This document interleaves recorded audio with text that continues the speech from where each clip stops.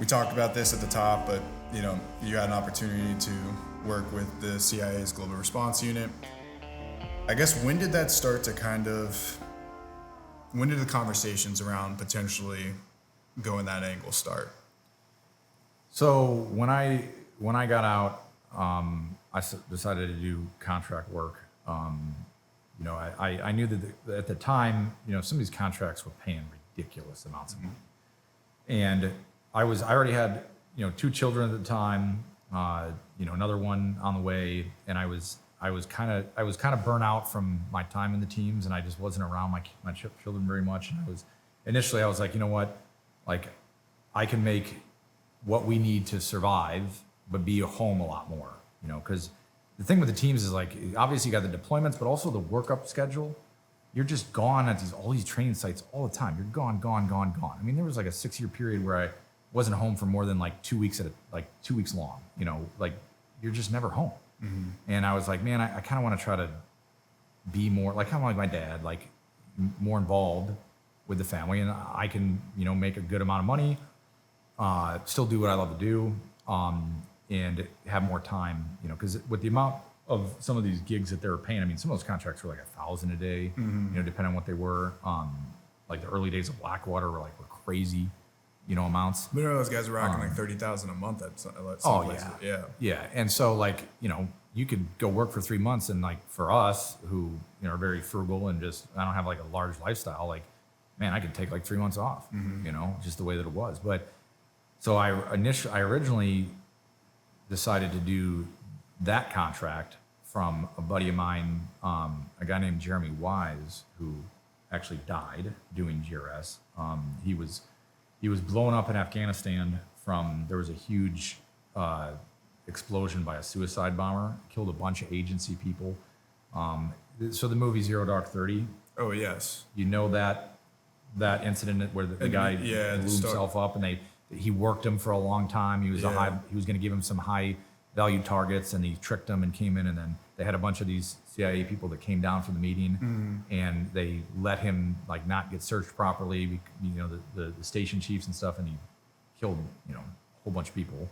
Jeremy was unfortunately involved in that, but he was doing that GRS gig through Blackwater at the time, and he was just telling me, like, you know, how much they pay, you know, going over like all the you know, all the things that I need to consider with contract work, with insurance, and everything else like that. So that's kind of how I got directed towards GRS in particular, because there's an endless sea of contracts. That's what I was about to ask. That guys can get into. I mean, there's so many gunslinging contracts that you can get into, but that's kind of how I decided to go that route. Now I didn't do it through Blackwater. I did it through another company, but it was the same job.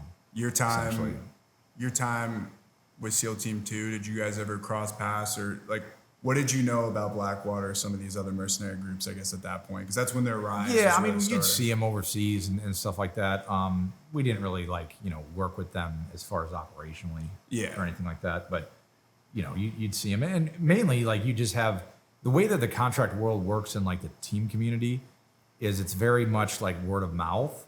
You know, like, this guy says, hey, this is a good contract to get on. And then he puts you in touch with this guy. And then it's very much nepotistic to where guys kind of talk about the best contracts that are out there. And that's how you kind of make your decision on which one you kind of want to go do. Mm-hmm. And so that's kind of how that happened with Jeremy. He was, unfortunately, that was his first rotation as a GRS guy.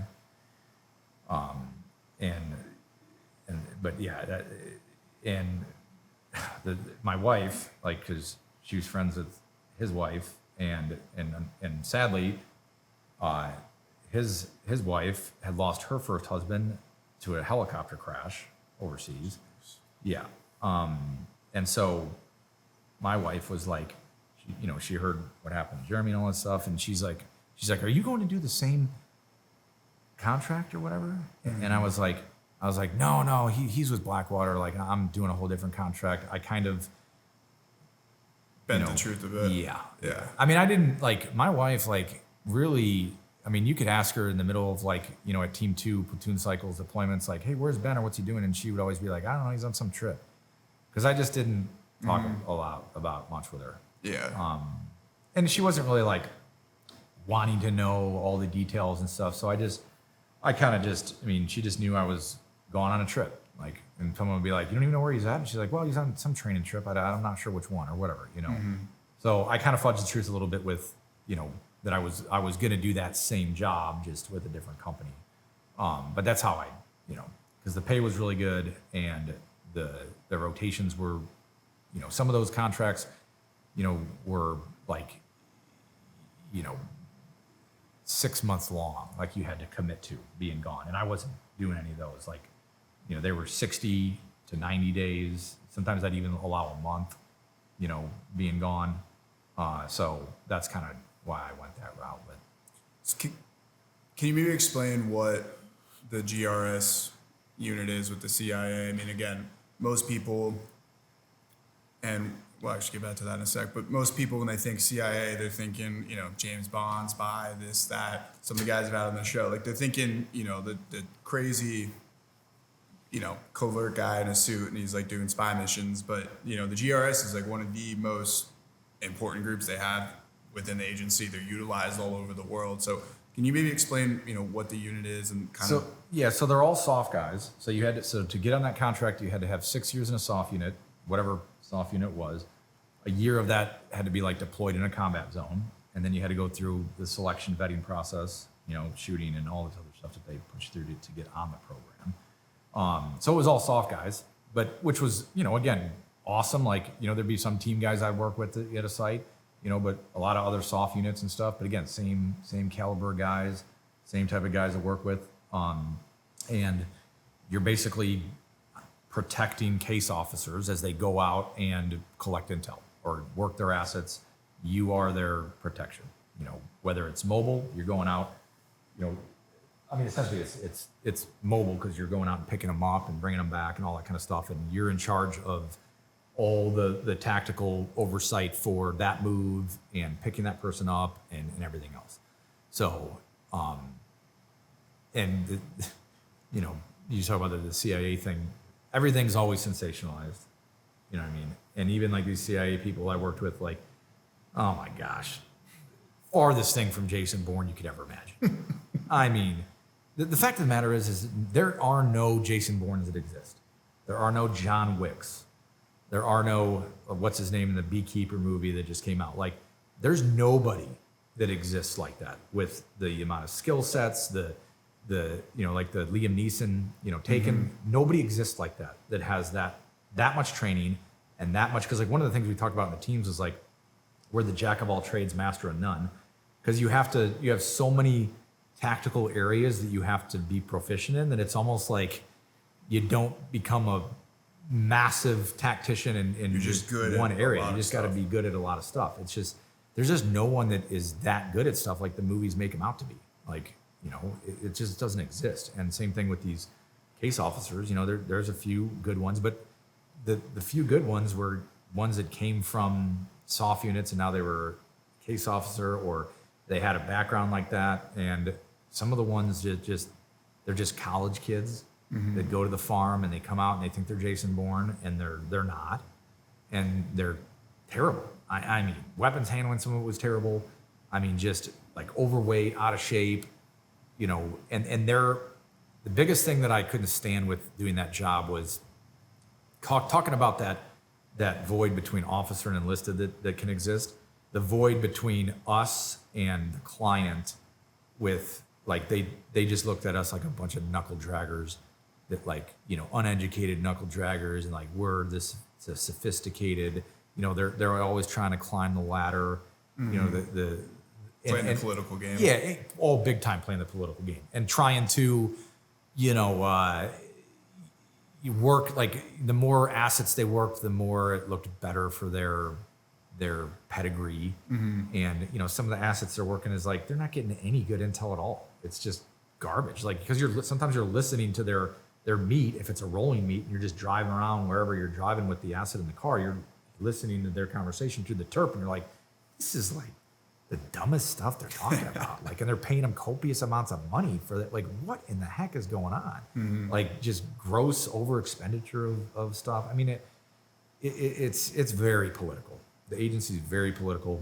and our guys did not mesh well with that. I mean, we just, obviously we were supporting their mission, and so they think that they're in charge and they're the they're number one and you guys the head, just happen and we're to be- supporting them. But like the moment we left the wire or went out from whatever fob we were on, and to pick up their asset or do whatever they needed to do, we were in charge tactically.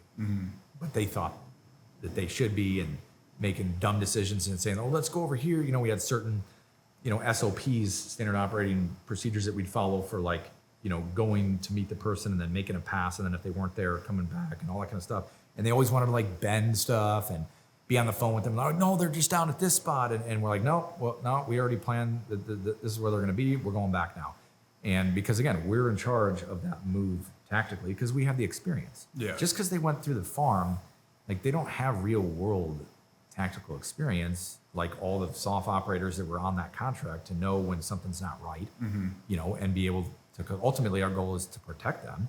And so we had to lead that move or that particular mission or whatever it was tactically. We were in charge.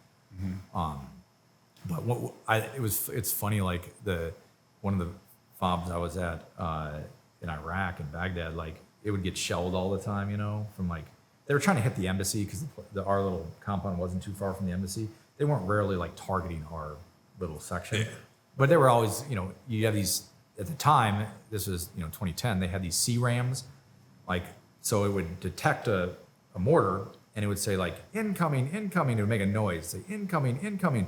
And you'd maybe have like 3 to 5 seconds to get under a bunker or something like that. Dude, like none of you look around at the compound with all the GRS guys, like that thing would go off. Guys wouldn't even skip a beat, like wouldn't run anywhere. They're just still jogging or working out, like didn't even like phase them. And all these CIA people would be like running, like scattering like cockroaches, like trying to find cover and freaking out. And like our guys, like we didn't care. Like, cause you could, I mean, if that thing went off and like you weren't like right next to a bunker, like you could run to a bunker, but in the process of you running to that bunker, that might be where it landed. Yeah. So it was just, I thought that was kind of funny. And there was, the one thing that 13 Hours movie nailed was the relationship between like the client and the soft guys. John Krasinski's getting berated for whatever he's been berated for, and guys are flipping tires and bearded out and tatted out and working out, and they got that, how political they were, especially with the Benghazi thing, and at the end of the day, when it goes sideways like it did there, politics are out the window, man. Yeah. And now with our guys, like we're salvaging people. Like this is what's going to happen, and I don't care what the political angle is here. That's gone, man. Like it's now time to get the job done for whatever we're getting. So.